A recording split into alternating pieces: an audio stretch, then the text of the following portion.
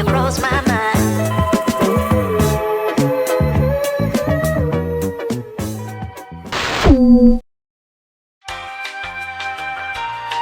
Estando en la comodidad de tu hogar, acostado, antes de dormir, comiendo o simplemente haciendo nada, ¿te has preguntado qué es el cáncer de riñón?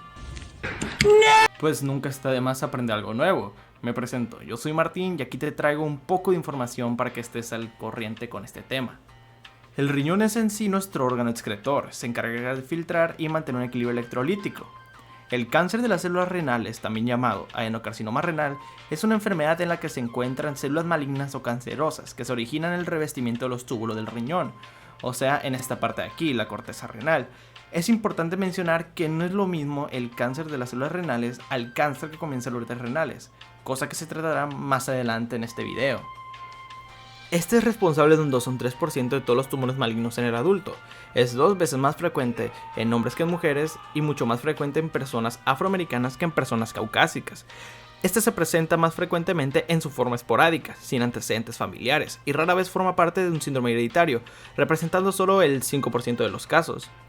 Aunque no se conocen con exactitud las causas del cáncer renal, hay varios factores de riesgo claros, como lo está el fumar, el cual duplica las posibilidades de padecerlo, así como la exposición a sustancias tóxicas como el cadmio, el asbesto o el petróleo.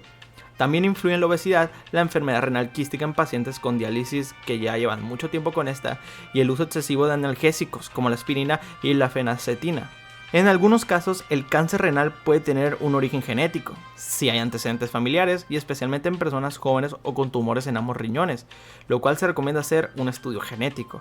Eso sí, tranquilos, solo un 5% de los casos tiene un componente hereditario, la mayoría de los casos son esporádicos.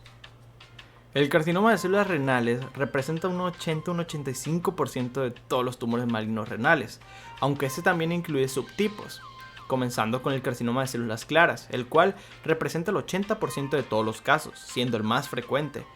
Puede tener un crecimiento que varía de lento hasta rápido, o sea, puede pasar de un grado 1 a un grado 4 rápidamente. Pasamos al carcinoma papilar, el cual es el 15% de los casos. Se divide en dos subclases, el tipo 1 y el tipo 2, siendo este último ¡el mismísimo demonio! Bueno, no tanto así, pero sí es agresivo, y se tratan actualmente de la misma manera que el carcinoma de riñón de células claras. Sin embargo, muchos médicos recomiendan el tratamiento dentro del ensayo clínico. Pasando con más subtipos, tenemos el carcinoma cromófobo y oncocitoma, el cual presenta el 5% de los casos. Crece muy lento y rara vez se disemina. El carcinoma de los conductos colectores, esto es menos del 1% de los casos. Se comporta de modo similar que el carcinoma de células transicionales de vejiga y vías urinarias. El mejor tratamiento para este tipo de carcinomas es la quimioterapia basada en platinos. Como mención honorífica tenemos a la variante sarcomatoide, la cual puede coexistir con los otros subtipos y conlleva un comportamiento más agresivo del tumor por su crecimiento más rápido. ¿Recuerdas que mencioné que hay un cáncer distinto al de las células renales, ya que no crece en la corteza renal, sino en la pelvis renal? Este es el llamado carcinoma de células transicionales. Es un tipo histológico que sugiere enfermedad de las vías urinarias, desde la pelvis renal, pasando por los uréteres hasta la vejiga y uretra.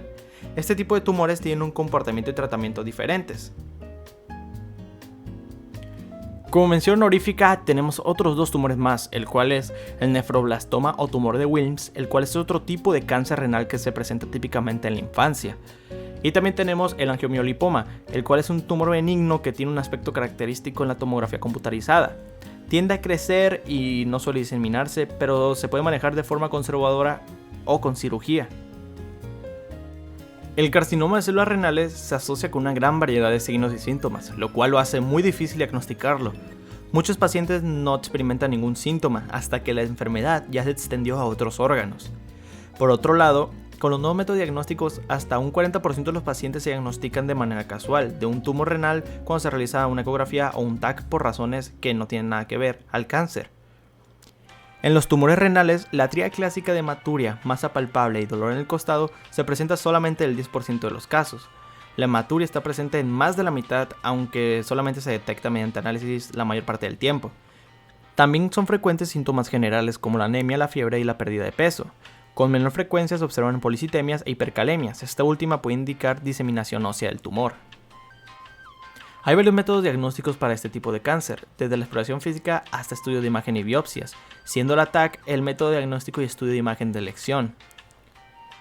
La pielografía intravenosa es otro tipo de radiografía de los riñones, los uréteres y la vejiga, para determinar si el cáncer se encuentra en estos órganos. Se incluye un tinte en contraste en las venas, y a medida que ese contraste se avanza por las vías urinarias se toman radiografías para ver si hay algún tipo de obstrucción. Su utilidad es mayor en el cáncer de vías urinarias que en el cáncer renal, más que nada. Ahora sigue la estadificación. La información obtenida en el proceso de la estadificación va a determinar el estadio de la enfermedad. Es importante saberla para saber qué tipo de tratamiento vamos a llevar a cabo con el paciente. Se utilizan los siguientes estadios para el cáncer de las células renales según la clasificación. Aquí les estaré dejando la tabla con los estadios. Pero en sí, resumiéndoselas, el estadio 1, el tumor mide 7 centímetros o menos y se encuentra limitado al riñón. En el estadio 2, el tumor mide más de 7 centímetros y se encuentra limitado al riñón. En el estadio 3, el tumor ya invade la glándula suprarrenal situada justo encima del riñón o la capa del tejido graso que rodea el riñón o los vasos sanguíneos principales al riñón, como lo es la vena cava, y puede invadir los ganglios linfáticos abdominales. Y en el estadio 4, el cáncer ya se extendió a otros órganos, como los intestinos, el páncreas, los pulmones, el hígado, los huesos, provocando una metástasis a distancia.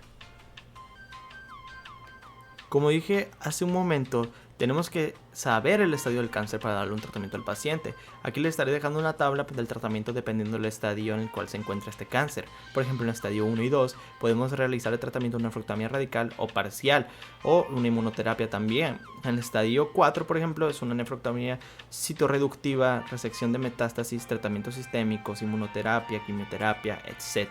La cirugía se le debe ofrecer a pacientes siempre y cuando estén en los estadios 1, 2 o 3, siendo esta una buena forma curativa para ellos. Para tratar el cáncer de las células renales puede utilizarse una intervención quirúrgica que extirpa parte del riñón o todo el riñón. Existen los siguientes tipos de cirugía: la nefrectomía radical y la parcial. La radical siendo esta donde se le va a extraer el riñón, la glándula suprarrenal, el tejido alrededor y por lo general algunos ganglios linfáticos y cercanos. Mientras que la nefrectomía parcial es el procedimiento quirúrgico para extraer el tumor y parte del tejido que rodea con el fin de conservar el tejido renal sano y funcionante.